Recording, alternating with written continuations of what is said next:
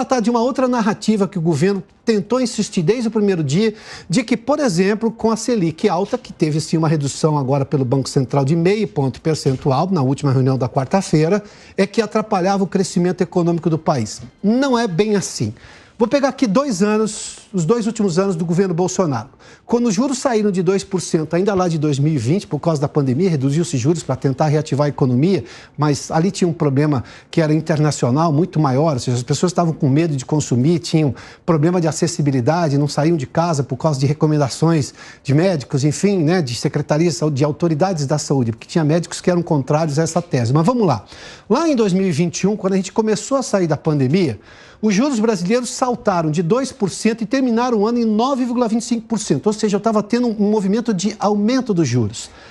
O IPCA estava em 10%, ou seja, a inflação oficial. Mesmo assim, o país cresceu 5%, recuperando a perda de 2020 e, claro, crescendo. E por que a gente via um crescimento que era sustentável?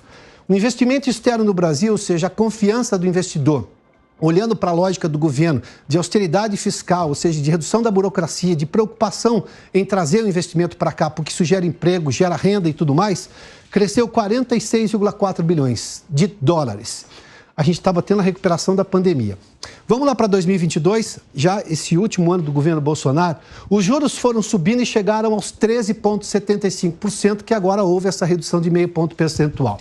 A inflação mostrou queda, efeito dos juros altos. Mas mesmo assim, ou seja, olha, com a inflação a 5,79%, mais alta do que agora, dos 3 pontos alguma coisa, 3,16%, que foi a inflação do IPCA de junho, o PIB cresceu 2,9% e provavelmente o IBGE vai revisar esse número para cima, até acima de 3%. Mas o dado que nós temos hoje é um crescimento de 2,9%. O investimento externo no ano passado foi recorde. Chegou a 90 bilhões e meio de dólares. O superávit das contas do governo de 54 bilhões e 100 milhões de reais. Ou seja, gastou-se menos do que se arrecadou. O que hoje a gente está gastando mais do que se arrecada.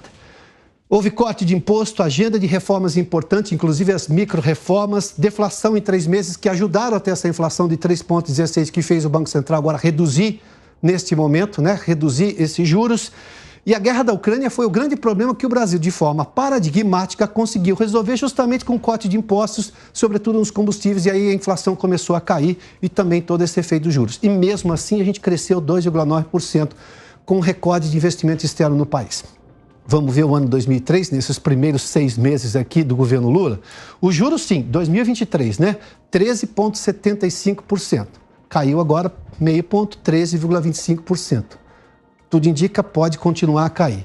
A inflação chegou a 3,16, que é o IPCA de junho, né? Continua caindo. Agora, lembre-se que já estava em 5 pontos no final do ano passado. Veja só. A contribuição foi pequena ainda desse atual governo, mas ainda a gente está pegando, isso aqui é inflação anualizada, ou seja, aquela deflação do ano passado influencia muito nisso aqui. O PIB, na previsão do boletim Focus, deve ser de 2,24%. Só que o investimento externo, por exemplo, e isso é importante, que o Brasil tem que recuperar o investimento no país, porque isso vai trazer dinheiro para cá, gerar emprego, aumento de fábricas, isso aumenta a renda, aumenta a arrecadação da maneira mais saudável. Para se ter uma ideia, o investimento externo foi de 31 bilhões, houve uma queda de 26%, 26,7%. Isso só no primeiro semestre. Essa queda em relação ao primeiro semestre de 2022. O déficit do governo no primeiro semestre chegou a quase 41 bilhões e 300 milhões de reais. Ou seja, eu tenho um problema aqui de austeridade fiscal, o governo continua gastando muito mais do que arrecada, não tem planos para a economia crescer, tanto que a gente está vendo o investimento externo cair porque tem insegurança jurídica no país, nem o plano sustentável do governo, o próprio arcabouço fiscal gasta mais do que arrecada no modelo que está. A reforma tributária é um modelo ainda muito ruim, vai passar por discussão no Senado da República, e a gente tem um governo que toda hora coloca a culpa na Selic. Não cola mais. Não cola porque eu dei exemplos aqui de quando você tinha um movimento de ascensão da Selic, ou seja, ascendente da Selic, subindo até os 13,75% e o país crescendo. Crescendo porque o governo abriu mão de receita, o governo Bolsonaro, reduzindo impostos dos combustíveis, os estados também participaram com o ICMS, e ao mesmo tempo a gente teve crescimento da economia, gerando renda, gerando crescimento econômico e arrecadação saudável, tanto que teve um superávit, mas o governo foi reduzindo os seus próprios gastos. Este governo está aumentando. Ou seja, colocar tudo na conta da Selic ou reclamar do Banco Central não cola. Os números são muito evidentes em relação a isso. Bom, vamos seguir aqui porque esse tema, obviamente, vai permear agora esse segundo semestre para saber exatamente o que o governo tem para mostrar e fazer a economia crescer. Ah, detalhe, parte do crescimento desse ano já garantido, porque nós tivemos o primeiro trimestre já fechado, vem exatamente do agronegócio. Este agronegócio está colhendo uma safra que foi apoiada enquanto setor agronegócio pelo governo passado. Este agronegócio é criticado pelo atual governo. Como é que isso vai dar certo no futuro, né?